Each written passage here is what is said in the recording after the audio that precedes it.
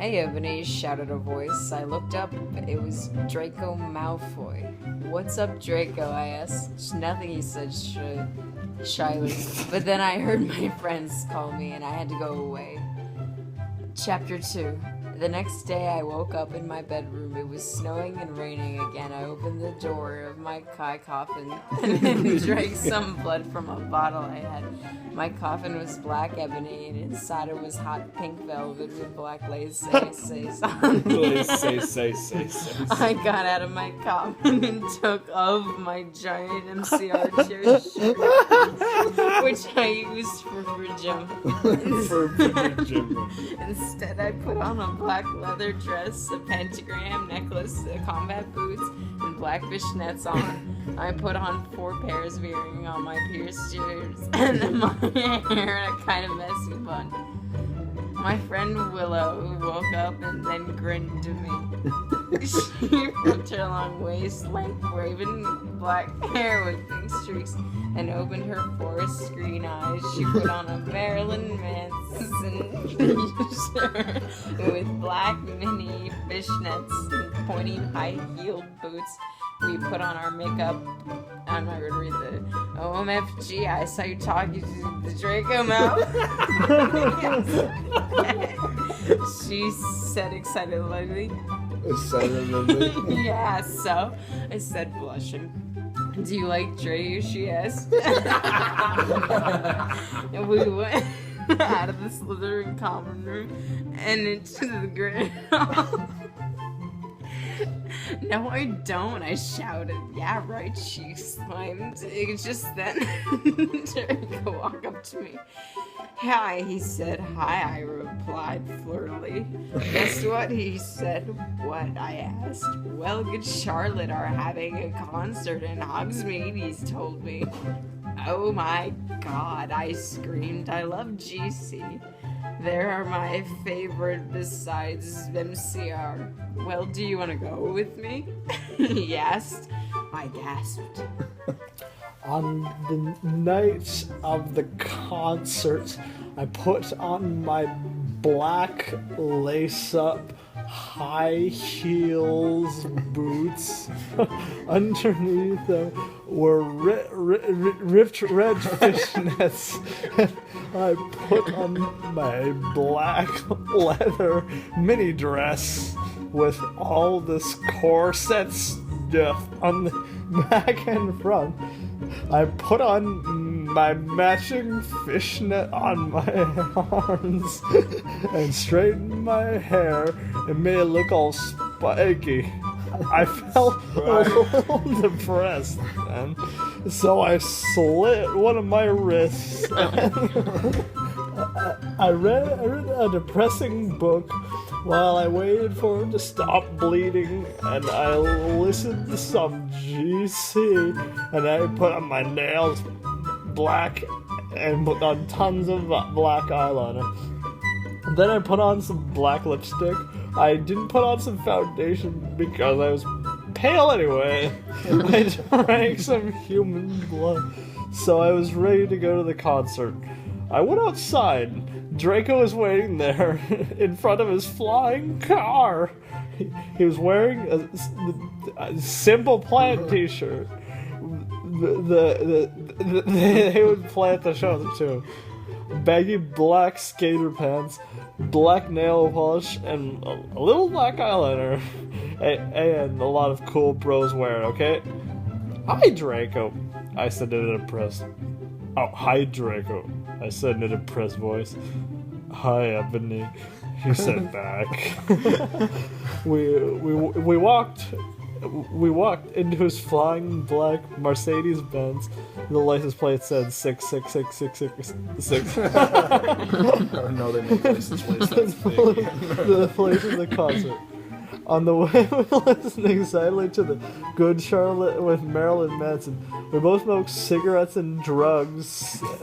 We went on hopped on the car. We went to the mosh pit in front of the stage and jumped up and down as we listened to Good Charlotte. You come in cold, you're covered in blood. They're all happy when you arrive. The doctor cuts your cord.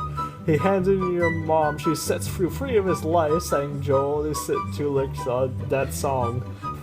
Joel is so fucking hot, said Drake. I pointed him while he slung with his Suddenly, Draco looked sad. What's wrong? I asked as we moshed to the music. Then I caught on. hey, it's okay. I don't like him better than you, I said. Really, Draco said sensitively. Then he put his arm around my protective. His arm around my protective. Really, I said? Besides, I don't even know Joe, and he's going out with Hillary fucking down. I fucking hate that little bitch. I said disgustingly, thinking of her ugly blonde face. That night went on really well, and I had a great time. So did Draco.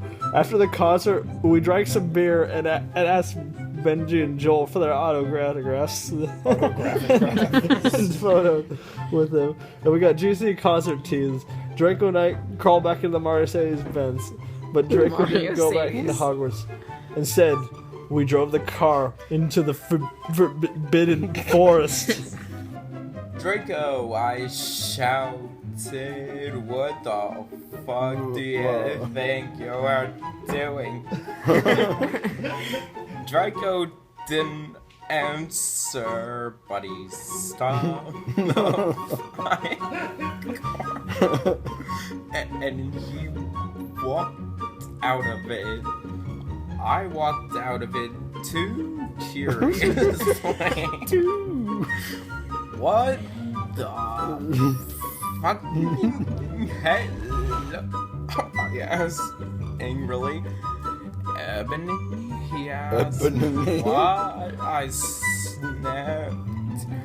Draco leaned in extra close and I looked into his gothic red eyes. He was wearing color contacts,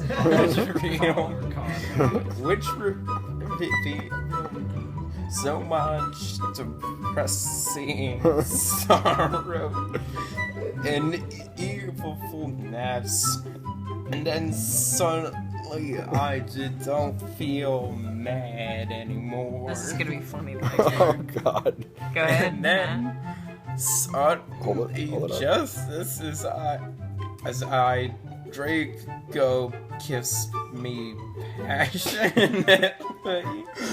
Draco climbed on top of me, and we started to make out. He lay against a tree. He took off my top and I took off his clothes. I even took off my bra. Then he put his thingy into my you-know-what, and we did it for the first time. Oh, I screamed.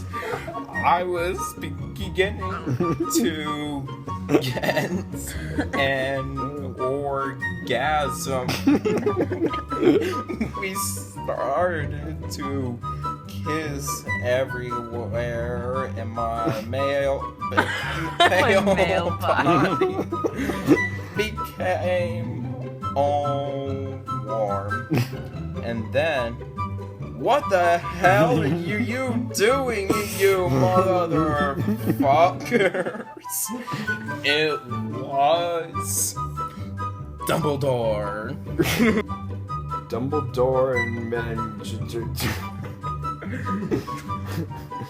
Dumbledore made and Draco and I followed. Is that like Christopher Walken, man?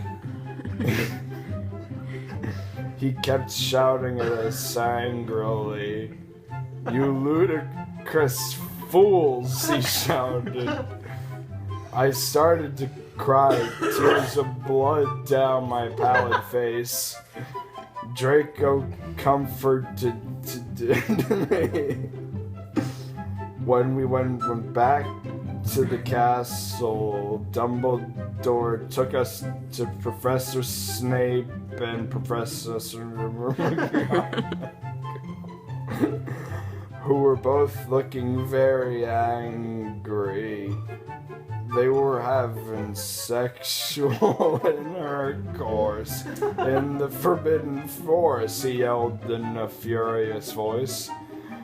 Why did you do such a thing, you mediocre dunces? Asked Professor McGonagall. How dare you, demanded Professor Snape. And then Draco shrieked, because I love her. Everyone was quiet. Dumbledore and Professor McGonagall still looked mad, but Professor Snape said, fine, very well, you may go up to your rooms. Draco and I went upstairs while the teachers glared at us. Are you okay, Ebony? Draco asked me gently. Yeah, I guess, I lied. I went to the girls' dorm and brushed my teeth, and my hair changed into a low-cut black floor-length dress and with red lace all around it and black high heels. When I came out, Draco was standing in front of the bathroom and he started to sing I Just Wanna Live by Good Charlotte. I was so flattered, even though he wasn't supposed to be there. We hugged and kissed. After that, we said goodnight, and he reluctantly went back to his room.